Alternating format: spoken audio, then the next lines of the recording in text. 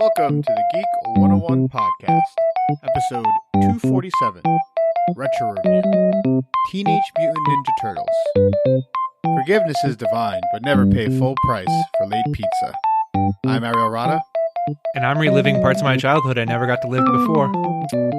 And we're here in honor of the 30th anniversary of the Teenage Mutant Ninja Turtles feature film, which of course aired in 1990. Now this makes me sad, Andy, and it makes me a little anxious because and I think you as well, I was born this year in 1990. So whatever age this movie is the age that I am turning. And that stresses me. I've never been one to stress out about age, but this number upcoming is freaking me out a little bit. Yeah, 30 is like, a real adult, right? Like you can always be like, oh, late 20s, mid 20s, you're not quite a real adult yet, but now it's just like, oh, this is real. Yeah, there's no like functional difference between, let's say, 28 and 30. But there is in your head, there is. But enough about that. Let's get on with news and then get into one of my favorite movies and one of my favorite franchises ever, the Ninja Turtles. Andy, why don't you tell us what the big piece of news is? All right. So Sony has announced a bunch of delays. These delays include Ghostbusters Afterlife being delayed to March 5th, 2021 from July 10th. And, a movie called Uncharted, which was supposed to be released on March 5th, 2021, apparently. But that was delayed to October 2021. A untitled Sony Marvel was also delayed from October 2021. But Ariel, the real tragedy here, the real loss is that the Sony Marvel film Morbius was delayed until March 19th, 2021, Ariel. Almost a full year from today. It's so sad. It's so sad. I frankly, I don't care. I don't know if I would have gone to watch this movie. Perhaps the world will be a little brighter in a year's time. I do, because that was half of my I bet Ariel's going to walk out or refuse to see this movie list. Oh yeah, I was definitely gonna walk out of that one, dude. No chance I stay the whole time. Yeah, so now my predictions are less because it's been delayed. You might as well throw those predictions out at this point because we have no idea what's coming out this year. Oh, do you think they're really not going to delay Monster Hunter, or do you think they're going to delay Monster Hunter? I don't think they will. I think Monster Hunter is going to have to come out. I think this come out in VOD. Why bother? I mean, it's September, right? They've got to do something, and it's been delayed multiple times before. They just want to get it out, I bet. Yeah, I get that. Also Wonder Woman was delayed to August. That's a big deal. Yeah, that is a big deal. Actually, that was set out in July. It was going to be June. So it was just pushed 2 months, but that is a little bit of a big deal. There were some rumors that maybe it was going to go straight to streaming or VOD as a big change of stuff, change of plans, but nope, it was just pushed to August 14th. So yeah. So we'll see what happens with all of that. When it happens, when the news drops, we'll talk about it a little bit here and there. But basically, I expect every single movie that is set to come out in the next few months to be delayed significantly. Ariel, what do you think the next movie we're going to go actually be able to see in theaters as a podcast? Because we go together, of course. Yeah, we go together in our hearts. That's right. What do you think it'll be? Maybe the Eternals. It could be set in 2020. Set to release. Excuse me, in 2020. Yeah, pretty much. November 2020. Right. I'm honestly, I'm still thinking and hoping. I mean, Wonder Woman, of course, would be the next one if it keeps its August date. Oh, sure, yeah.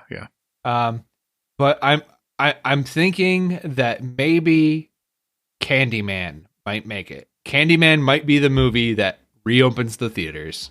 Was October? June 12th. June 12th. Yeah, I'm hopeful, Ariel. I'm hopeful. I'm an optimist. No. Not a chance. I'm an optimist, Ariel. Okay. Like, no. It's got to happen. There's no way. June? No way. Listen, Ariel. All right. Andy, I don't we do this every time. You try to be an optimist or something. I give you the facts, or you keep watching the movie and you realize that my opinion is more valid than you would like it to be. In terms of movies. A peek behind the curtain here, when I was watching Batman Returns for a retro review that'll be coming out in a little bit, and I immediately texted Ariel, "Hey, you know what? This movie's not that bad. It's pretty good. I think it's good." Oh, like you can see in real time if you could read these texts. There's Ariel,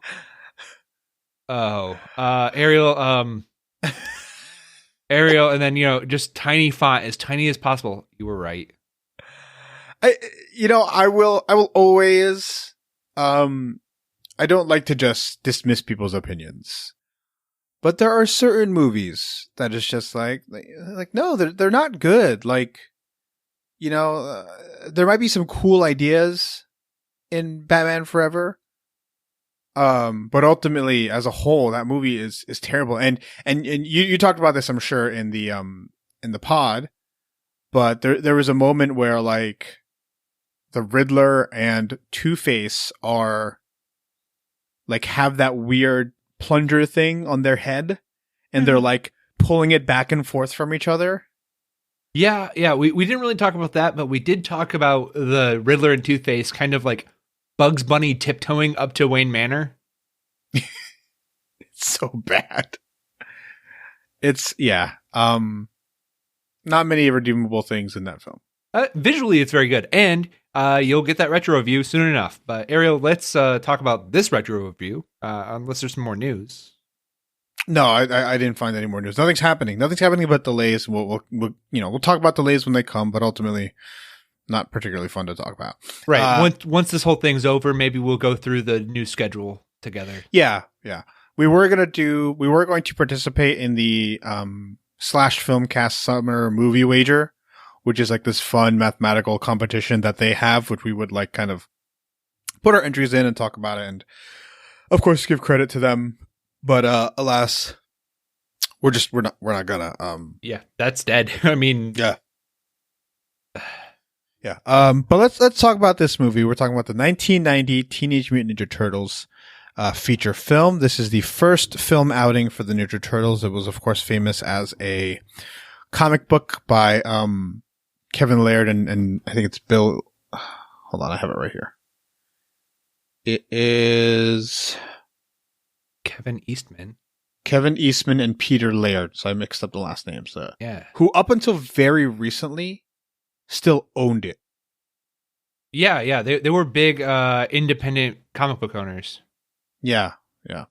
So Ninja Turtles is one of my favorite things ever. I love, I have this childhood nostalgia for them. Some of the stuff that they're part of is really great. Some of it not so much. But Andy, what was your let's do this question first. What is your experience with Ninja Turtles? Well, I am to steal parlance from another podcast, I'm a medium Ninja Turtles guy. Ariel, you found out that I have I don't remember. I remember parts of this movie, but I don't remember actually having watched this movie. I know I've watched Secret of the Ooze, which we'll talk about next year. But I am what we call a medium Ninja Turtles guys. I played the games. I can recognize a turtle from a rat. I know Rocksteady and Bebop, and I know which ones are Rocksteady and Bebop.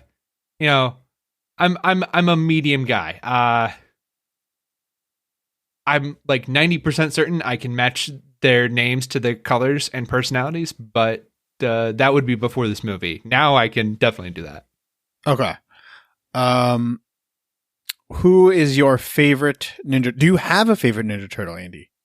See, my favorite Ninja Turtle is based solely upon the video game because, that those side-scrolling video games, like that was where it was at for me. Turtles in Time. Yo, yeah, Super Nintendo Turtles in Time, constantly. So my favorite is, of course, Donatello because he had the bow You're a staff. big nerd? Oh, okay. Well, also, yes, I'm a big nerd, which is why I like when I found that out, I was like, oh yeah, that's even better. But he had the longer range, right? So it was a little easier to play and get a higher score. Yeah. Okay, that's cool. My favorite turtle is Raphael, the brash and abrasive and headstrong turtle, who's a bit of a loner. Looking into a mirror, Ariel. You're looking into a mirror. I loved Ninja Turtles. This movie is my first, was my first interaction with like Ninja Turtles and Ninja Turtles properties. I don't know if I watched this one first. I don't know if I watched Secret of the Ooze, but I know by the time I was maybe 6 years old, I had seen all of the Ninja Turtles movies. I was a little too young for the original cartoon. So like that was not my Ninja Turtles. The movie is what got me into it. And, I was 12 when the '03 series started, and I, up until like, that is kind of, in a weird way, Andy, that show kind of extended my relationship with action figures. Does that make sense? Yeah, it definitely does. I mean, action figures are, I went through a time where I avoided being very public about liking cartoons. Mm-hmm. Right? I felt I had outgrown them, and that I should be ashamed to enjoy the things that I enjoyed. I'm not that way anymore, but like action figures were like one of the few things that are like, well, maybe I can just get this and just kind of like hide it and have it privately in my room. Yeah, I think if this show doesn't come, if that '03 show doesn't come out, and all like the toys, I probably grow out of that phase at 12, or at 13, and it probably like went a little longer. Ariel, I just looked up what my first introduction to Teenage Mutant Ninja Turtles was. Ariel, there was a 30-minute cartoon special called "Cartoon All Stars to the Rescue." Are you familiar with this, Ariel? Not at all. It is a 1990 anti-drug PSA. That it was an animated PSA that included the character Alf from the animated series, Huey, Dewey, and Louie from DuckTales, Alvin and the Chipmunks, Garfield and Friends, Looney Tunes, the Smurfs, Real Ghostbusters, the Slimer, Winnie the Pooh, and Michelangelo from Teenage. Oh, yeah, and Michelangelo from Teenage Mutant Ninja Turtles. It was it's one of these things you can find on YouTube if you just type in like "Cartoon All Stars to the Rescue." It's a hilarious after school special kind of film. And mm-hmm. That's the first time that like I really remember, the Turtles. Ariel, that came out in 1990 as well. Maybe we should review that for the Patreon. I guess it's 30 minutes, Ariel. It's 30 minutes. Sure. So, Andy, you don't quite recall watching this movie, so you don't have much of the nostalgia in regards to it. What are your thoughts on this 1990 movie? Dude, it was a lot of fun. Like, it's really well paced, first of all. Like, I was surprised by how managed the pacing is. I was surprised by the little bits of fun and puppetry. I'm very familiar with the third one where the puppetry is not very good at all. This was a lot more fun than I thought it was going to be. This movie was just what a kid's movie should be. Yeah, absolutely. It's weird, right? Where you talked about rewatching Batman Forever, and that is what, 5 years later, 10 years later? 15. 15 years later, Batman Forever came out in 2005. Sorry, Batman Forever was 25. Oh, 25. Okay, so that came out in 2000. It came out in 95. 95. Yeah. I this movie, and you know, you said, oh, you know, I kind of like it, and I just remember I was like, no, I don't remember it being good. I remember hating it when I was a kid, and I've watched this 1990 Ninja Turtles movie. I watch it like every other year, and every time I come away just really impressed. Like, it's not great, it's not an A plus, but in terms of like how difficult it was, the source material, you know, like the limitations on people in suits and like mechanic animatronic masks. Like, this movie is, I tell you, this movie is legit good.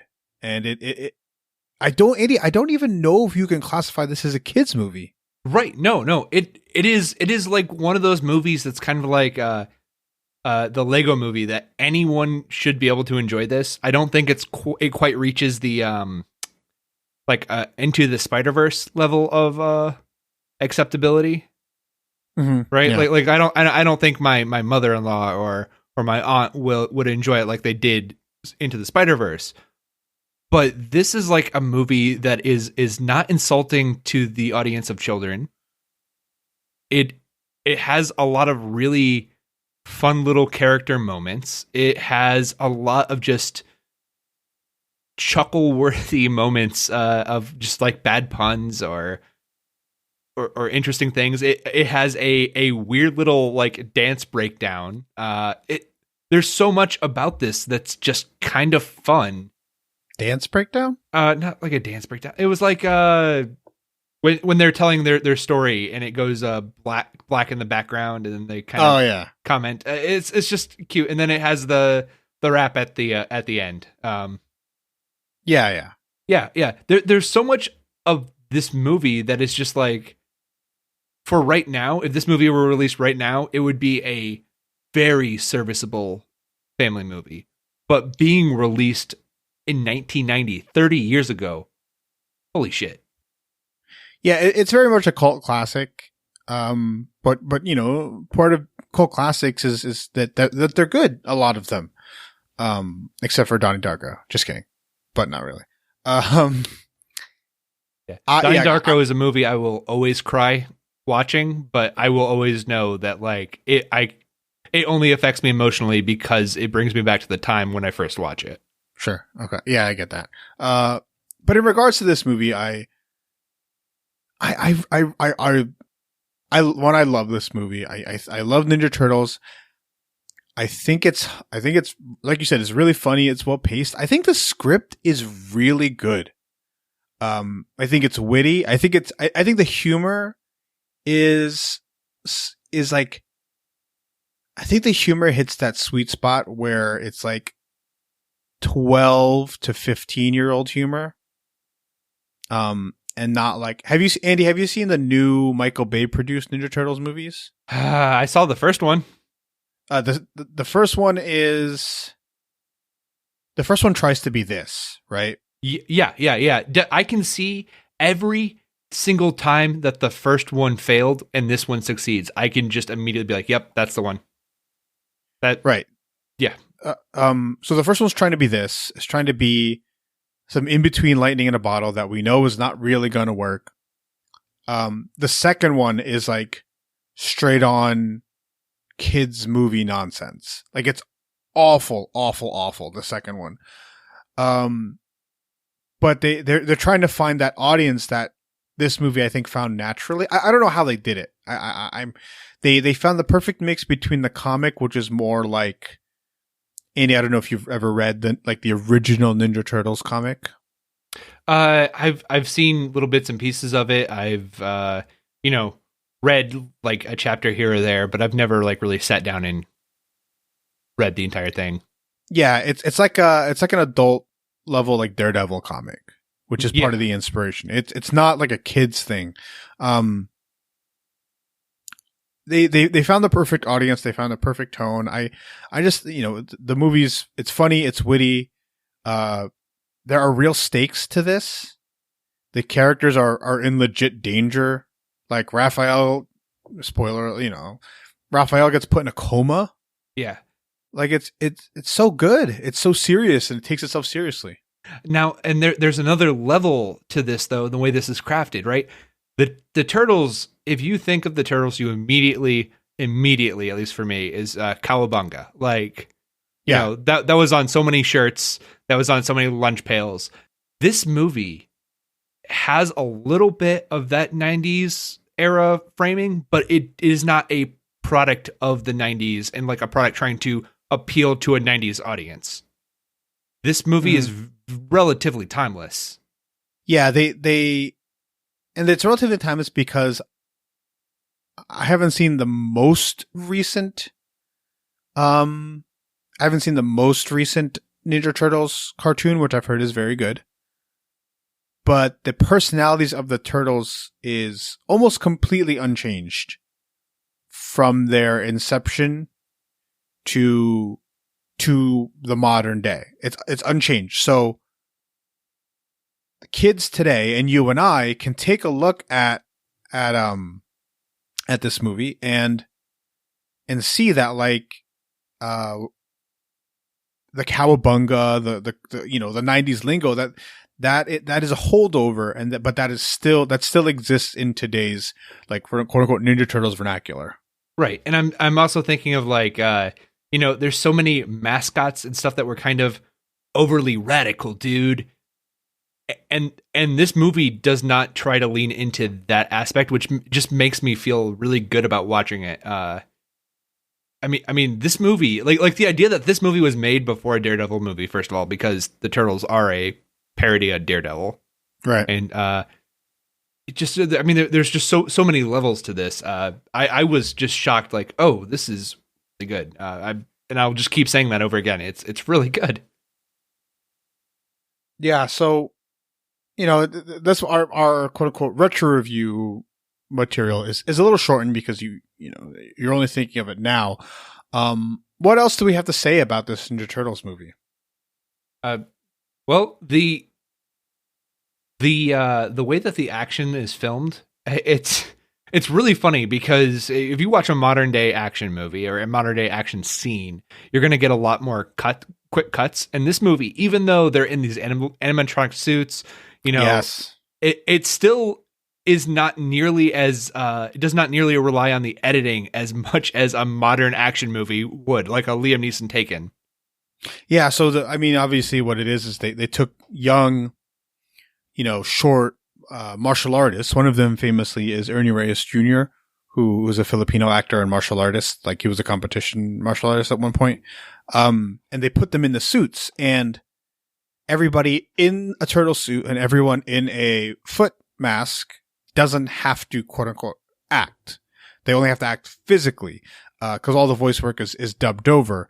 And so, right, if you, for example, for like Darth Maul, that's Ray Park, who's a famous stuntman and actor. They don't need quick cuts to show him doing really incredible things. They don't need to do that with any of the turtles because the turtles don't need to have facial expressions. They don't need to be an actor. It doesn't need to be Matt Damon training. It's so funny because he trains for so long and you'd never get to see him clearly do any of the stuff. So that's a cool little thing that like, that you don't really think of. Is like, when they put Daredevil when they put the helmet on Daredevil, like you don't need to cut away from Charlie Cox because you can't tell it's not Charlie Cox. Yeah.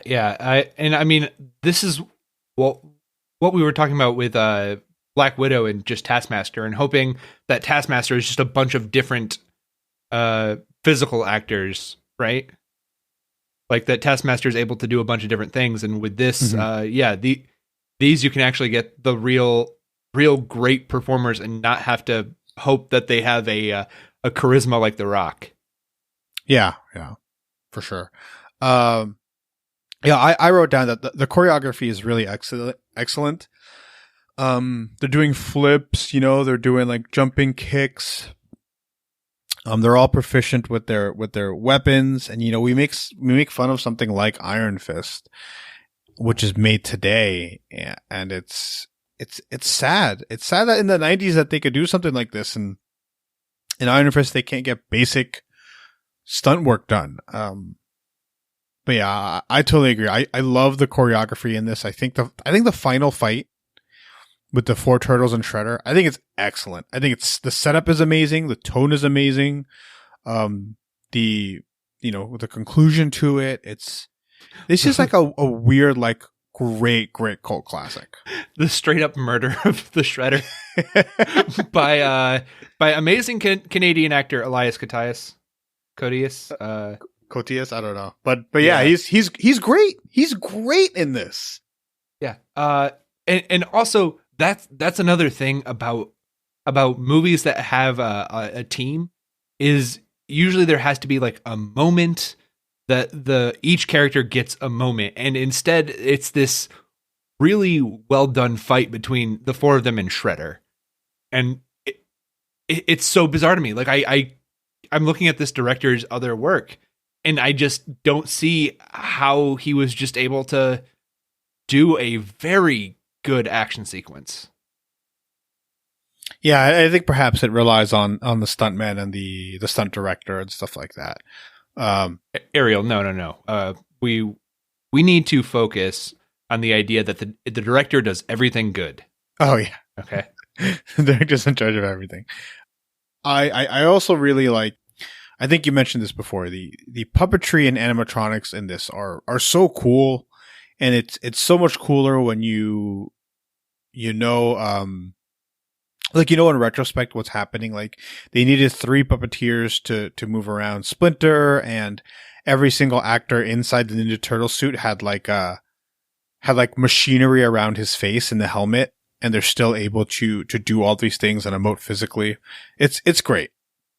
I will say one thing: they order a pizza, and they're listing all these amazing or just detailed toppings, and then when we get the pizza, it's fucking it's like just an olive pizza.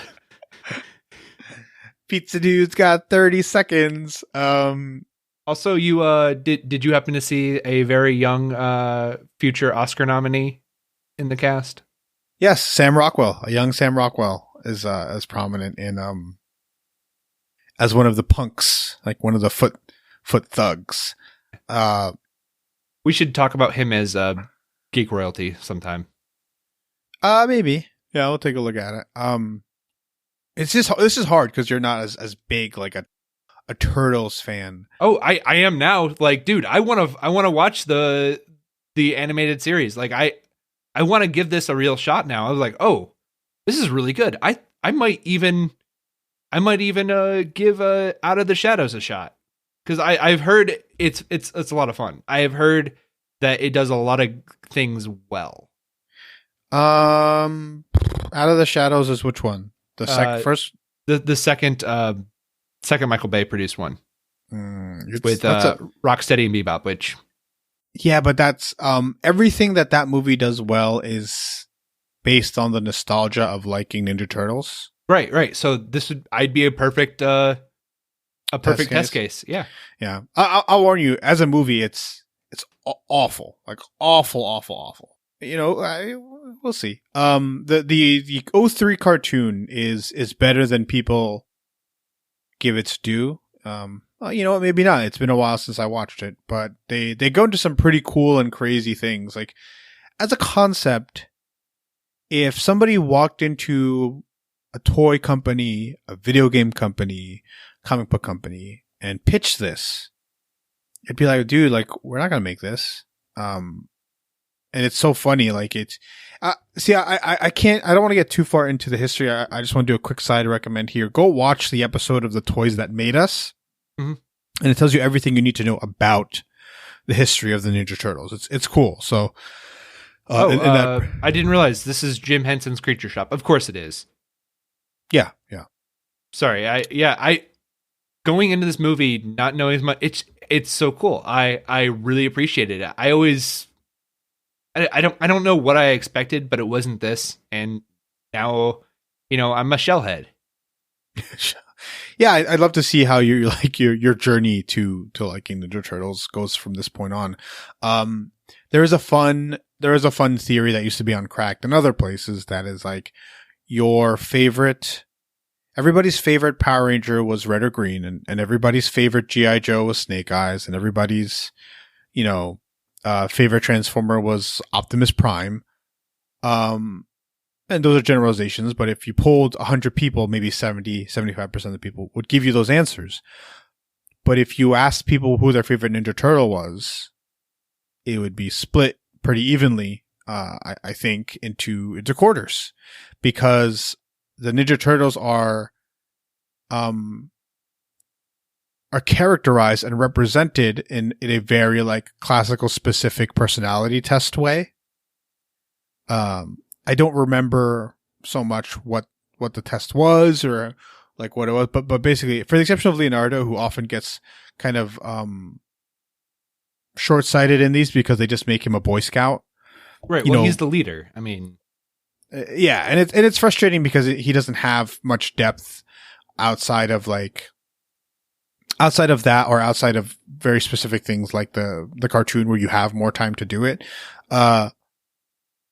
It's really cool because, you like Donatello and I like Raphael. For example, you and I are very different people. And, if we grew up watching this, you would think it's like, oh, we both like Leonardo, right? Or we both like, cause he's the leader, whatever. But it's just not true. It's just, they're so well, personalized and like characterized that everybody relates to and enjoys the person. And they're all so cool. And the design is so similar that everybody just ends up loving the turtle that resembles them most. Right. Listeners, let us know who your favorite turtle is by tweeting at Geek 101 Pod or Geek 101 Podcast. We actually got the Twitter handle for podcast. With a hashtag Shellhead.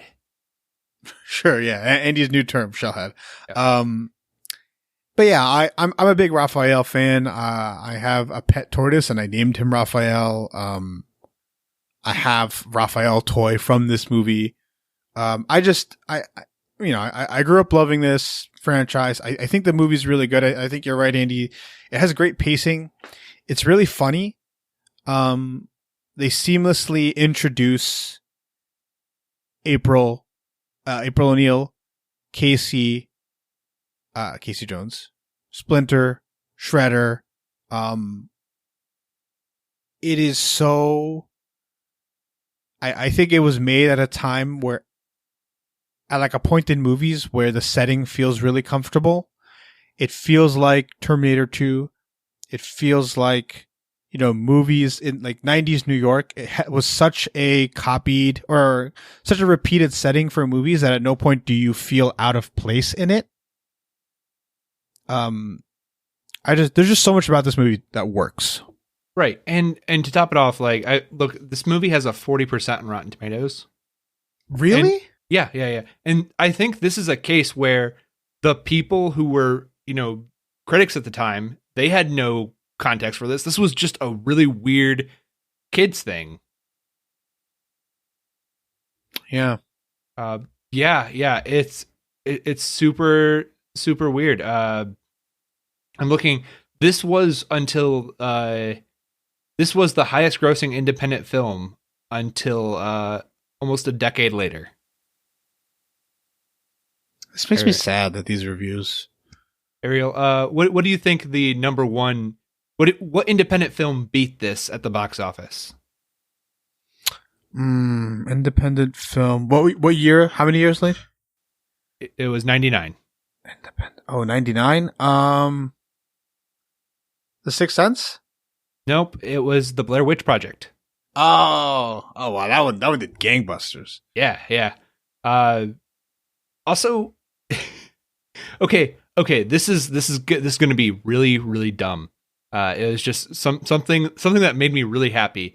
There is the moment where Casey Jones is working on the car, and they're just trading insults, and they're the best kind of insults. What letter are we on? G. Fire up, gack face. It's so fungoid. Like it's fungoid. I really don't know why it made me so happy, but it did, and I can definitely see being a young boy and having a weird crush on April O'Neil. Like, I did, I did as a kid. So the insults, right? That really makes you think like that they did not care that this was supposed to be a kids movie. They wanted to make this like. When I'm 6, I didn't get it. Like, I didn't understand that they're like going in order with like these creative, whatever. There's the turtle wax scene. It just pulls out turtle wax and is just laughing knowingly, like they are teenagers. Yeah, or when he's like when they're watching the cartoon of the tortoise and the hare. Yeah, he's like just drop kick it, just ninja kick the rabbit or something. It's like those are funny moments that aren't relegated to just like they're clever kids humor. It's not just it's not like fart jokes, right? It's not like I don't know how to explain it. You know, it's something like Teen Titans Go, where you watch it and you're like this comedy. It's funny to kids, but it's way more clever than it needs to be. There were a couple of moments like that in this movie. Yeah. It's like a classic SpongeBob or Gravity Falls. Yeah, where you just put a little more effort into the script than like most people would really need to. That makes me sad. 40%. That makes me sad. I think this movie's good. I'm gonna write about this at some point. I'm gonna talk about it at some point somewhere else. The Ninja Turtles are Asian American. Because they were adopted by an Asian rat? Yeah. Their dad is a Japanese immigrant. Yeah. The Turtles are Asian American. Okay. I'll elaborate it another day, another time, but the Turtles I would love to hear this justification. You know, we have so many Asian martial artists already, Ariel. Why can't white guys be martial artists? By the way, I was listening to a podcast today, and they're talking about the Karate Kid. And at one point, the guy goes, "Yeah, back in the 80s, if you were like a white blonde kid, you were just represented by a villain all the time. And that was our representation." And I got so mad I had to shut it off. What? No. You the blonde kid was always the fucking like point of view character. Yeah, there were blonde bullies too, but that was